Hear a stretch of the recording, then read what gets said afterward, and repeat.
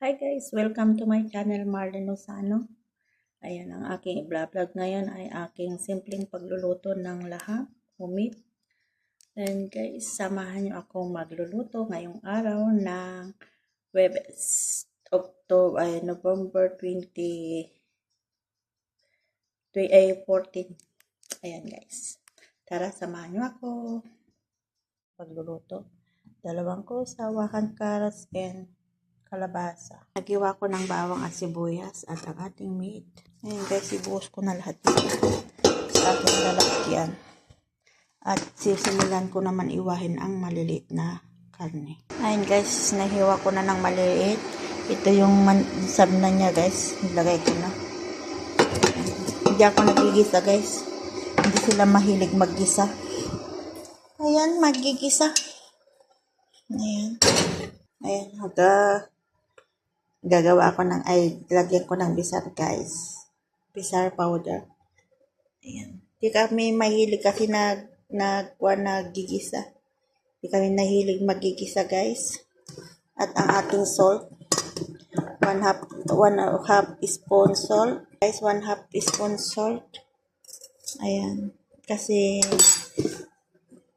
galing sa ospital ang aking amo. Kaya simpleng loto lang guys. Ayaw ng tomato. Maglalagay din tayo ng laurel. Dahon ng laurel guys. Laurel. Ayan. Guys, nagpakulo tayo ng tubig para kumulo agas. Ayan, i-add natin dito sa ating karne. Ayan.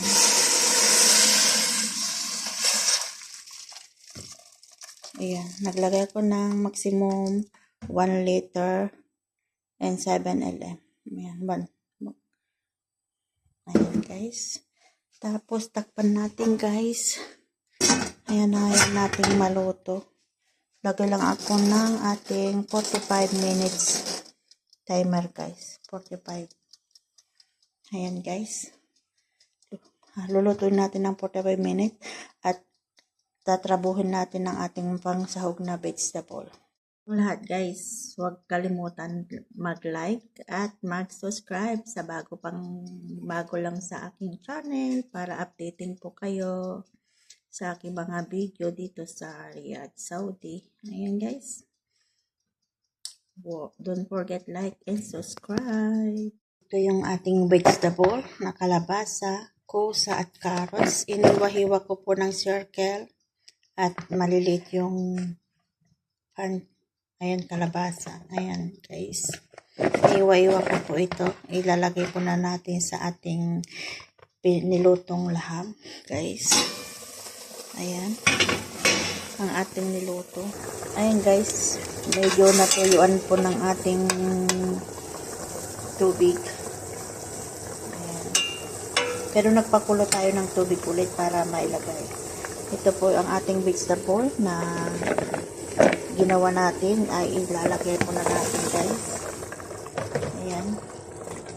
Nalagay ko na guys. At dadagdagan ko ulit mamaya ng tubig. Ayan guys. Tapos na po ang 45 minutes. Lulutuin ko po ng 20 minutes ang ating gulay para maluto.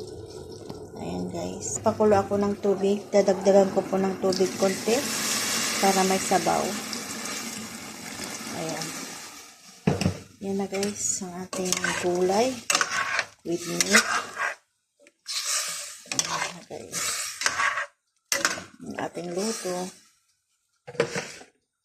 Dagdagan lang natin ng konti para baka matuyo. Ayan guys, hintayin natin ng 20 minutes para maluto. Takpan natin ulit. Ayan. Thank you for watching guys. Don't forget like and subscribe.